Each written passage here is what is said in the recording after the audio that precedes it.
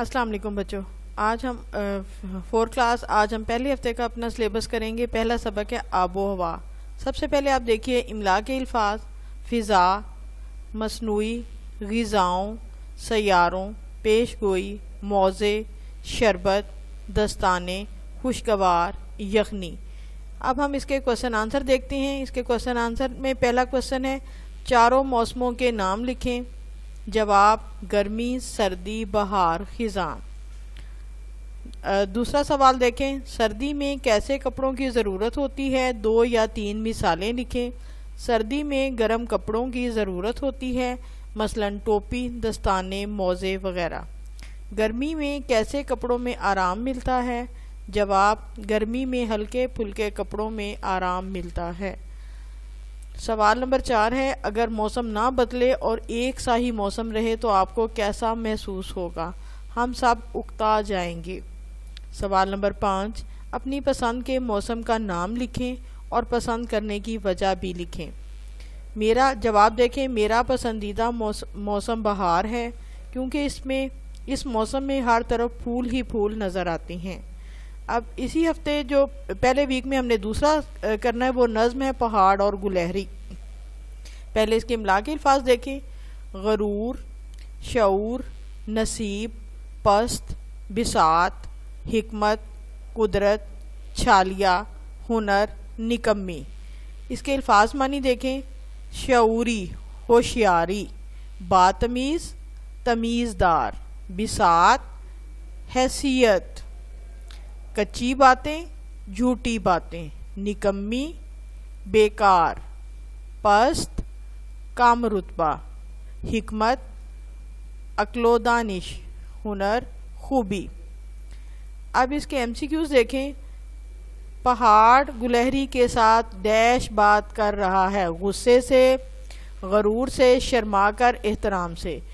آپ نے جو درست ہے یہ ہے غرور سے، اس کے سامنے ٹک لگانا ہے.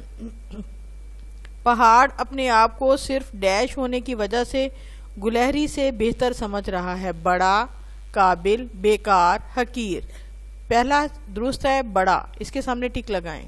پہاڑ گلہری کو ڈیش سمجھ کر بات کر رہا ہے، اعلیٰ، حقیر، قابل، نکمی. درست جواب ہے حقیر، اس کے سامنے ٹک لگائیں.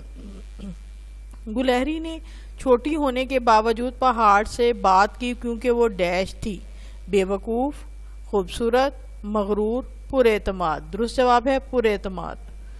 گلہری نے پہاڑ کو سمجھایا کہ اس زمانے میں کوئی چیز ڈیش نہیں، سچی، فریبی، نکمی، سستی. درست جواب ہے نکمی. اس کے کوشچن آنسر دیکھیں. کوشچن نمبر 1 اس نظم کے شاعر کا کیا نام ہے؟ ان کی کسی اور نظم کا نام بھی لکھیں. جواب: اس نظم کے شاعر کا نام علامہ اقبال ہے اور ان کی ایک اور نظم بلبل اور جگنو ہے. اس نظم کے کتنے کردار ہیں ان کے نام لکھیں.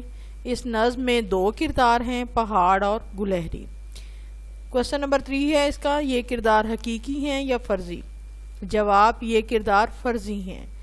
نمبر 4 اس نظم کا مرکزی خیال لکھیں. جواب: اللہ تعالیٰ نے کوئی چیز نکمی اور بیکار پیدا نہیں کی ہے.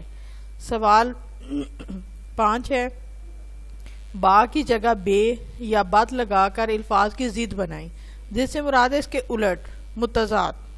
باتمیز، بدتمیز، باشعور، بے شعور، باہنر، بے ہنر، با ادب، بے ادب، با اثر، بے اثر. اسی ہفتے کا جو ہمارا تیسرا سبق ہے وہ ہے محنت کا پھل. سب سے پہلے اس کے املا کے الفاظ دیکھیے: ترکستان، انہماک، قندیل، مدھم، چراغ، فاراب، چوکیدار، ضائع، کوٹھڑی، خواہش، ہمت، خزانہ. اب اس کے الفاظ معنی دیکھیے: مفلسی مین غریبی. دیا، مٹی کا چھوٹا پیالہ جس میں تیل ڈال کر روئی یا کپڑے کی مدد سے جلاتے ہیں. کوٹھڑی، ایک کمرے کا چھوٹا سا گھر. سرہانے، سر کی طرف. انہماک، پوری توجہ سے. مطالعہ، کتابیں پڑھنا.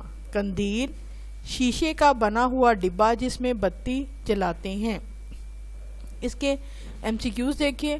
ترکستان کے شہر ڈیش میں ایک غریب لڑکا رہتا تھا. استنبول، مشہد، فاراب، کرتبہ. درست جواب ہے فاراب. اس کے سامنے ٹک لگائیں.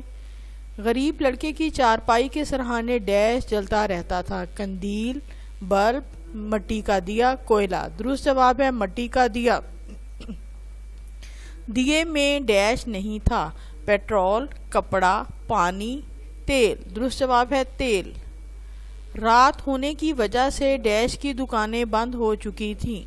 گاؤں، شہر، محلے، علاقے. درست جواب ہے شہر. چوکیدار ڈیش اٹھا کر آگے آگے چلنے لگا اور لڑکا پیچھے پیچھے. سامان، لکڑیاں، چارپائی، قندیل. درست جواب ہے قندیل.